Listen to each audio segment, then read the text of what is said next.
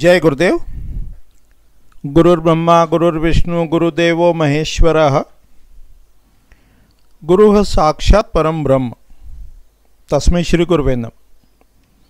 अर्चनीय वंदनीय प्रातः स्मरणीय परम पूजनीय गुरुदेव के चरणों में बारंबार वंदन कर आरंभ करते हैं। स्थपति लक्षण में, वास्तुशास्त्री के लक्षण में अपन ने देखा कि एक वास्तुशास्त्री को किन किन विषयों का, शास्त्रों का ज्ञान होना चाहिए। तो उसके अंतर्गत आज देख रहे हैं कि संस्कृत जो है इसका भी ज्ञान आवश्यक है। संस्कृत शब्द का अर्थ होता है, संस्कृत यानी रिफाइंड, कि ऐसी भाषा, ऐसी लैंग्वेज जो रिफाइंड है, संस्कारित है। तो जब उसको संस्कृत का ज्ञान होगा, अल्फ़ाबेट्स का ज्ञान होगा, वर्णमाला का ज्ञान होगा। ये जो अल्फ़ाबेट्स हैं इसको अपने यहाँ वर्णमाला कहते हैं। वर्ण यानी रंग, इसी को अंग्रेजी में गार्लैंड ऑफ लेटर्स भी कहते हैं। सर जॉन वुडरॉफ ने पूरी एक पुस्तक पब्लिश की है, उसका टाइटल है गार्लैंड ऑफ लेटर्स, वर्णमाला। कि ये वर्णमाला के जितने भी स्वर और ये जो व्यंजन हैं, इनका क्या रंग होता है, इनकी क्या कैरेक्टरिस्टिक्स होती है, इनकी क्या प्रॉपर्टीज़ होती है, और कैसे वर्णों के माध्यम से प्रभाव को उत्पन्न किया जा सकता है। क्योंकि यही वर्ण आगे चल के जब इनको मिला देते हैं तो शब्द बनते हैं, मंत्र बनते हैं, बीज मंत्र बनते हैं, और वे अपना किस प्रकार प्रभाव उत्पन्न करने में सक्षम है, ये अपने को जब संस्कृत का ज्ञान होगा तो अपन जान पाएंगे। और वास्तुशास्त्र को, देवताओं को डिकोड करने के लिए भी ये ज्ञान जो है वो सहायक सिद्ध होगा, उसमें हेल्प करेगा। तो संस्कृत की ही जो ब्रांचेस कह लो, कि जैसे व्याकरण है, व्याकरण में क्या है, वो जो शब्द की उत्पत्ति है, ये 45 जो अपने देवता हैं, जो भी उनके सिनोनिम है, पर्यायवाची हैं, वो सारे उन देवताओं के गुणों को प्रकट कर रहे हैं। तो व्याकरण से हमें वो शब्द की उत्पत्ति किस धातु से हुई और उसका क्या अर्थ है, ये गहराई में जाके उसका ज्ञान होगा। इसी प्रकार निघंटु होते हैं, जिसको निरुक्त भी कहते हैं। वो निघंटु से भी जो वास्तु पुरुष के शरीर पर स्थित 45 देवताएं हैं, उनकी कैरेक्टरिस्टिक्स मालूम होगी। अमर कोश में बहुत सारे सिनोनिम कह लो, पर्यायवाची कह लो, वो दिए हुए हैं। तो वास्तु में जितनी भी टर्मिनोलॉजी यूज़ हुई है, उनका क्या मीनिंग है, उनको कैसे डिकोड करना, कैसे अनफोल्ड करना, कैसे इंटरप्रेट करना, उसमें ये अमर कोश सहायक होगा। इसी प्रकार शब्दकोश हैं, डिक्शनरी हैं, उनसे अपने को ये सहायता प्राप्त होगी कि वास्तु पुरुष मंडल में जो अलग अलग देवता दिए हुए हैं, उनके क्या मीनिंग है, उनके क्या नाम है, उनकी क्या प्रॉपर्टीज़ हैं, उनकी क्या कैरेक्टरिस्टिक्स हैं, ये सब ज्ञात करने में सहायता होगी। तो आज की इकाई में, आज के पाठ में अपन केवल स्वर, उसको थोड़ा सा हाईलाइट करने की कोशिश कर रहे हैं कि स्वर से ये जितने स्वर और व्यंजन होते हैं, इसमें क्या होते हैं, इनके उच्चारण के भेद होते हैं। जैसे आप देखोगे स्वर में क ख ग घ अंग च छ ज ज य ट ठ ड ड न, ये इनके स्थान फिक्स हैं जहाँ से प्रोनाउंस होते हैं, और इनको उच्चारण करने की विधि है। उद्दात है, अनुद्दात है, स्वरित है, हश्व है, दीर्घ है, प्लुत है।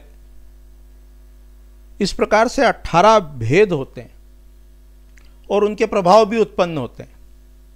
फिर इसी को आगे जब आगम की दृष्टि से देखेंगे तो षडद्वा होता है, पद है, वर्ण है, मंत्र है, कला है, तत्व है, भुवन है।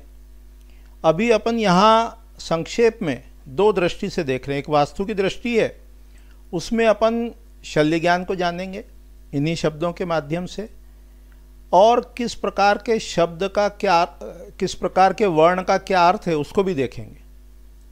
क्योंकि शब्दों में जो बैठी हुई शक्ति है वही सारा कार्य करती है।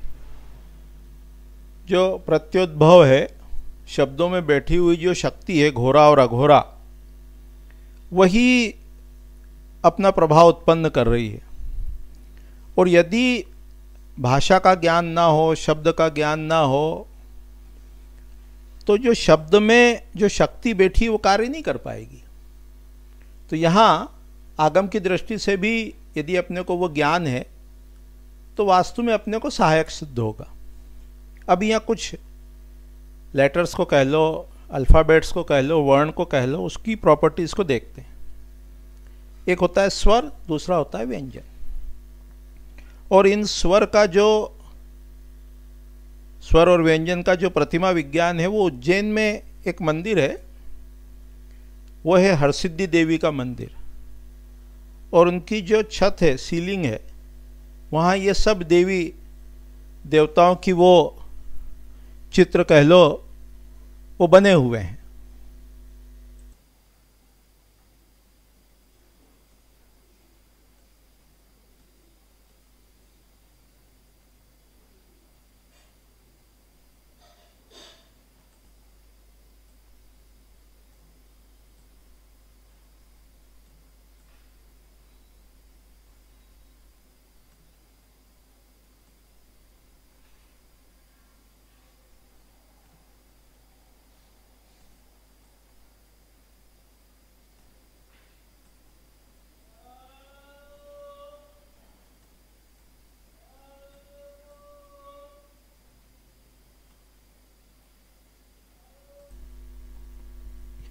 आगम के जो विभिन्न ग्रंथ हैं उसमें भी इन वर्ण के रंग या कह लो स्वर और व्यंजन, इनके रंग और इनकी कैरेक्टरिस्टिक्स दी हुई है। अपनी जो पत्राचार पाठ्यक्रम की बुक है उसमें अपन ने ये सभी अ से लेके ह तक जो अल्फ़ाबेट्स हैं इनकी प्रॉपर्टीज़ को कवर किया है।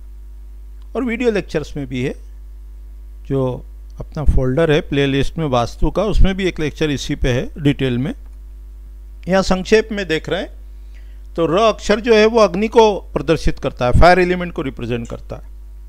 उसको बार बार र र र र र र र ऐसा प्रोनाउंस करेंगे या रेड कलर में लिखकर सामने लगाएंगे तो व्यक्ति में क्या है, वो एनर्जी का फ्लो होता है, वो अग्नि तत्व जो है वो बढ़ता है। इसी प्रकार जब जीवन में डिसीजन लेने में दिक्कत हो तो ण अक्षर बताया, उसको लिखकर सामने लगाने से निश्चितता आती है। स जो है वो सम्मान को रिप्रेजेंट करता है, ज जो है वो विक्ट्री, विजय को रिप्रेजेंट करता है। तो इस प्रकार से अपन केवल अक्षर के माध्यम से भी करेक्शन कर सकते हैं, सुधार कर सकते हैं। तो आज की इकाई में, आज के पाठ में अपन ने संक्षेप में ये जानने का प्रयास किया कि संस्कृत का ज्ञान आवश्यक है। व्याकरण, निघंटु, अमरकोश और शब्दकोश ये हमको वास्तु पुरुष के शरीर पर स्थित जो 45 देवता हैं उनकी प्रॉपर्टीज़ को डिकोड करने में सहायक होते हैं। ये ज्ञान अपने को सहायक होता है। और करेक्शन के लिए भी, वास्तु सुधार के लिए भी केवल मात्रिका कह लो, स्वर कह लो, व्यंजन कह लो, इससे भी प्रभाव को उत्पन्न किया जा सकता है। इसी प्रकार जब भूमि के अंदर जो शल्य है, नकारात्मक ऊर्जा देने वाले पदार्थ हैं, उसको भी जब ज्ञात करते हैं तो उसमें भी इसी विद्या का उपयोग करते हैं शल्य ज्ञान के लिए, कि व्यक्ति से बात करते हैं, फिर उससे कहते हैं भाई अब आप कोई शब्द का उच्चारण करें, और वो जो शब्द कहता है यदि वो अक चट तप यश होता है, ह होता है, तो पूर्वादि के क्रम से वो शल्य है ये जानते हैं। तो इस प्रकार से ये अपने को ज्ञान जो है वो सहायक सिद्ध होता है। अभी इतना ही कह के वाणी को विराम देते हैं। आगामी पाठ में विषय को और आगे बढ़ाएंगे तथा यह देखने समझने का प्रयास करेंगे कि जो गंध है, गंध चाहे ओडर कह लो, चाहे अरोमा कह लो, वो किस प्रकार से वास्तु में सहायक सिद्ध होती है या हो सकती है। उसके भी ग्रंथ है, आयुर्वेद का ग्रंथ है भाव प्रकाश निघंटु, उसमें विभिन्न गंधों का वर्णन किया गया है। व्रत संहिता में भी है, कंदर्प युक्ति में भी है। तो इस प्रकार से आगामी इकाई में गंध को देखने का प्रयास करेंगे। अभी इतने ही कह के वाणी को विराम देते हैं। जय गुरुदेव, जय गुरुदेव।